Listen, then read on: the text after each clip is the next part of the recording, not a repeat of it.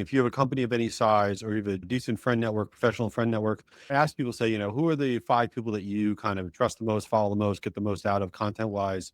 How do brands identify influencers who genuinely align with their values and target audience? I'd start with the target audience, look at who your ICP is following and engaging with and what channels. So, I mean, if you're going to launch a campaign or program, at this point, you should have a pretty deep understanding of where your audience hangs out on the internet, who they trust, who they listen to, etc. So now it's just a matter of plugging in an influencer program to make it sound super simple. What you'll do is you'll narrow down that list. You have your short list of potential influencers. You'll reach out to them, and that's when you ask for all analytics, media kits, audience demographics, post performance, overall like profile performance, things like that. And that's when you can really make sure that the audience aligns.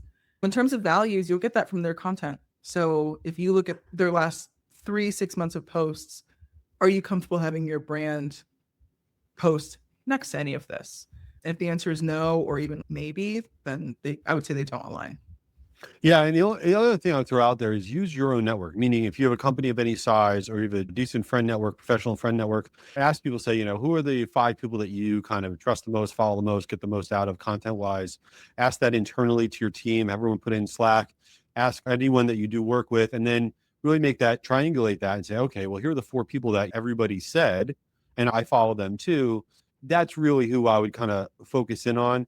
It's really hard to have never heard of somebody and then just be like, oh, look at these 3 posts here. They're really good. Okay, let's work with that rando. That's a little bit hard. You want to kind of build a consensus.